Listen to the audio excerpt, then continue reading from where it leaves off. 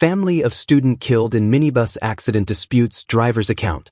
The family of 17-year-old Yudrij Ram, a student from Anna Regina Multilateral School, is calling for a thorough police investigation following his tragic death after being hit by a minibus. They believe there are inconsistencies in the driver's account and claim eyewitnesses have provided differing reports. The fatal accident occurred earlier this week along the Dartmouth Public Road in Region 2, Pomerun-Supinam. Yudrij's uncle, Danraj Ram, stated that during a visit to the scene, the driver indicated a specific spot where he claimed the impact occurred. However, Danraj pointed out that there was no visible evidence at that location to support the driver's version. Key points from the family. Discrepancies in location. Danraj noted that 15 to 20 feet away from the driver's identified spot were broken pieces of the minibus's light and other parts, suggesting a different point of impact. Father's concerns. Dudnath Ram, Yudrij's father, questioned the driver's account, stating that if Yudrij had been struck in the middle of the road, evidence would reflect that. Instead, all broken parts were found in the grass at the road's edge. Eyewitness testimony. An eyewitness reported that Yudrij was standing on the opposite side of the road when he ran across to stop the approaching minibus. The witness emphasized that Yudrij did not emerge from behind another bus, contradicting the driver's claim. Medical response issues. Following the accident, Yudrij was rushed to Charity Hospital but was pronounced dead shortly after arrival. His family expressed concern over the medical response, noting that there was no ambulance driver on duty and the hospital's X-ray machine was not functioning. Delayed police action. The family reported frustration over the police response, stating they waited over an hour and a half at the station before receiving assistance. They were informed that a site visit would occur the following day, but after multiple calls, it wasn't until a third party intervened that the police arranged to visit the accident scene. Families call for justice. The Ram family is demanding a full and transparent investigation, stating, "We just want a thorough investigation and justice. Too many things are not adding up." The police investigation is currently ongoing. Body of GDF soldier recovered in Cuyuni River. By news source Guyana.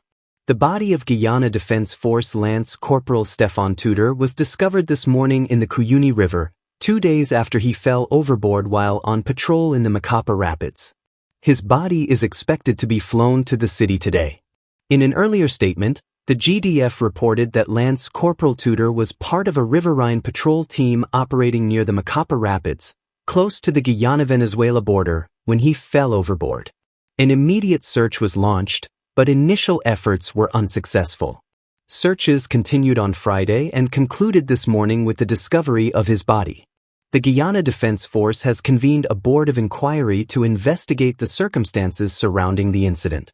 Motorcyclist dies in Essequibo Coast accident. Truck fled scene. Ganesh Chris Ragubir, a 27-year-old motorcyclist from Adventure, Essequibo Coast, tragically lost his life after being struck by a truck on Saturday afternoon. Incident details. Location.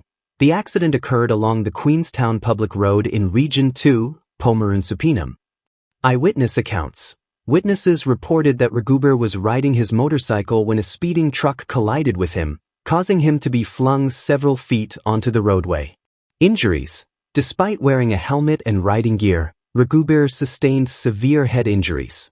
Eyewitnesses noted the presence of suspected brain matter on the roadway near his body. The truck driver fled the scene immediately after the collision but was later apprehended by police on the Essequibo coast. Family response. Distraught family members were present at the accident scene, expressing their grief and shock over the tragic loss of Ragubir, who was a pharmacy technician at Suddy Hospital. Mandal remains on administrative leave, GPF. Newsroom Guyana reports. Assistant Commissioner of Police Khalid Mandal, the commander of Regional Division No. 3, continues to be on administrative leave more than a month after being reassigned. This leave was implemented as investigations proceed into the death of 11-year-old Adriana Young. The Guyana Police Force, GPF, confirmed on Thursday that ACP Mandal remains off-duty. Mark Ramatar, head of the force's corporate communications unit, stated, "Yes, he is still on administrative leave," in response to media inquiries. Mandal was placed on leave on April 26, following the force's standard operating procedures. He was also relieved of his post and replaced by Assistant Commissioner of Police Mahendra Sinarine as part of the internal investigation into Young's death. The update from the GPF came shortly after retired Royal Canadian Mounted Police, RCMP, investigator Leonard McCaution praised the force for its exceptional and exemplary investigative work regarding the case. With autopsy results now available, police have indicated that the investigation remains active as efforts continue to resolve the matter. Canadian investigator surprised by level of medical and pathological probe in Adriana Young case. By news source Guyana. Canadian homicide investigator Leonard McCaution, who spent a week in Guyana reviewing the police investigation into the death of 11-year-old Adriana Young, expressed surprise at the thoroughness of the medical and pathological investigations conducted on her body. In a summary of his findings provided by the Guyana Police Force, McCaution noted that he found no evidence of foul play in the information presented to him.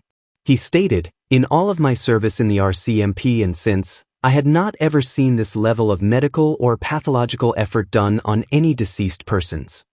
He highlighted the involvement of 3 highly qualified pathologists in the examinations, which he had never encountered before.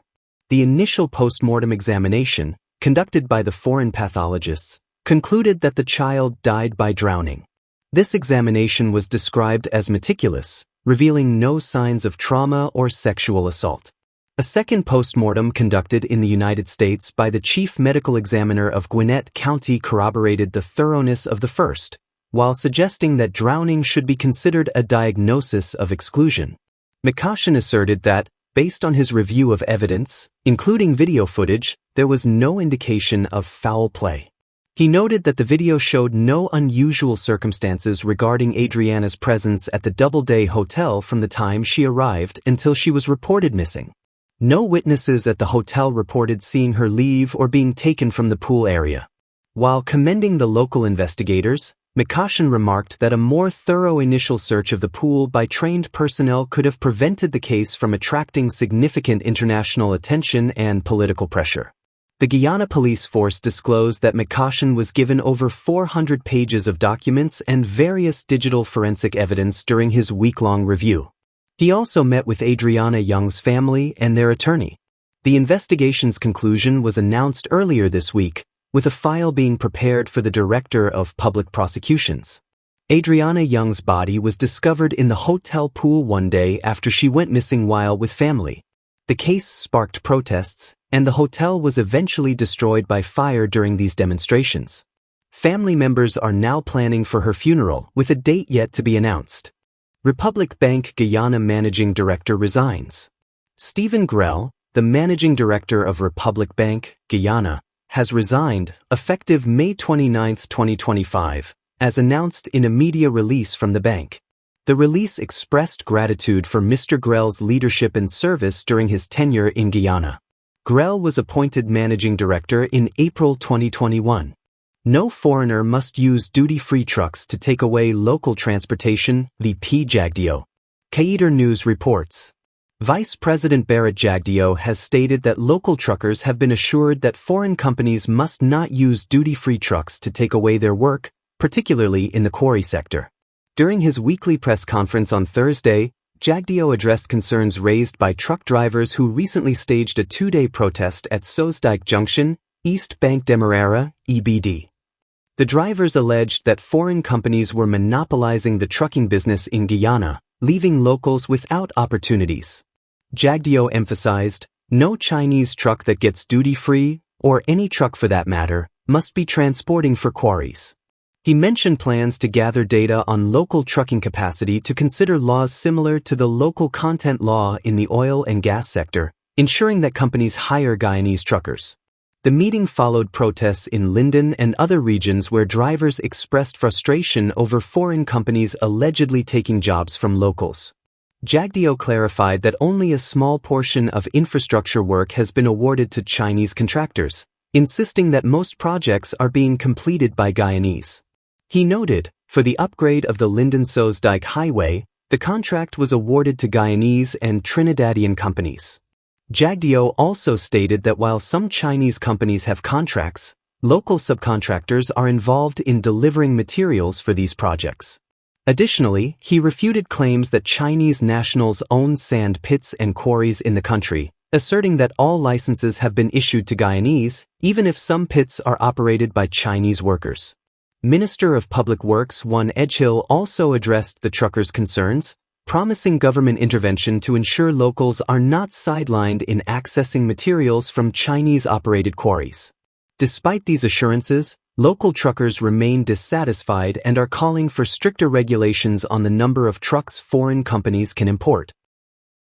Kamal Ramcharan re-elected president of Bar Association of Guyana. Newsroom Guyana reports. Attorney Kamal Ramcharan has been re-elected unopposed as president of the Bar Association of Guyana for the 2025 to 2026 fiscal year. This decision was made during the organization's 46th annual general meeting, held today via Zoom. Also elected unopposed were Mr. Tenny Housti and Mr. Arudranath Gasai as vice presidents, while Ms. Yashmini Singh secured a second term as secretary of the association. Mr. Chevy Devonish joins the executive as the new assistant secretary, taking over from Ms. Gabriel Ben, who has been elected unopposed as treasurer. Other council members elected unopposed include Mr. Robin Stobie, SE, Mr. Kilmadif Griffith, Mr. Horatio Edmondson, Mr. Pratesh Satram, Ms. Ray Harris, Ms. Mohini Angan, Mr. Kashir Khan served as the returning officer during the election process. The Bar Association is vital in upholding the new global COVID variant prompts local authorities to ramp up precautions. Guyana's health minister, Dr. Frank Anthony, announced that local health authorities are on high alert in response to a new variant of COVID-19, designated as NB.1.8.1. Precautions are being implemented to protect the public from its spread. Regional health officers, RHOs, have been instructed to ensure that adequate testing kits and isolation spaces are available at health facilities nationwide. Dr. Anthony emphasized the importance of preparedness in light of the new strain, which shares symptoms with previous variants, including fever, cough, and fatigue. He stated that the NB.1.81, they're seeing in other parts of the world, that you're getting some hospitalizations, all RHOs are on alert to make sure we have enough test kits and so. In addition to testing and isolation measures, local health authorities are focused on ensuring that anyone requiring hospitalization can receive timely support.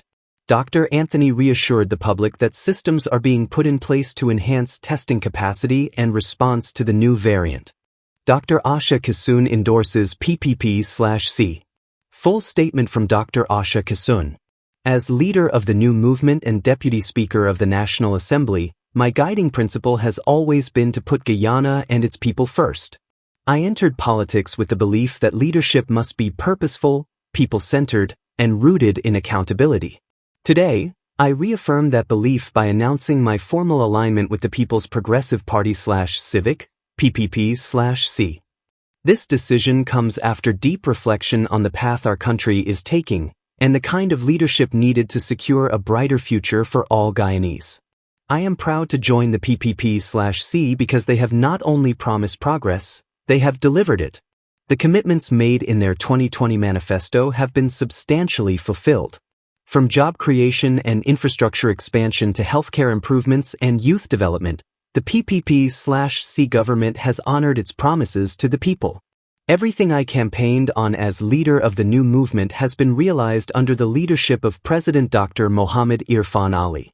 Their priorities, social justice, education, access to opportunities, environmental sustainability, and inclusive growth, perfectly align with the vision I have always championed for a better, more equitable Guyana. Moreover, President Ali's response to the Venezuela border controversy has demonstrated the kind of statesmanship and steady leadership this moment demands. However, during the most recent sitting of the National Assembly, I was appalled and deeply disturbed by the opposition's lack of unity at such a pivotal time. When Guyana needed one voice in defense of its sovereignty, the opposition chose silence, partisanship, and division. That moment made it impossible for me to remain aligned with those who, in the face of a national challenge, refuse to put Guyana first.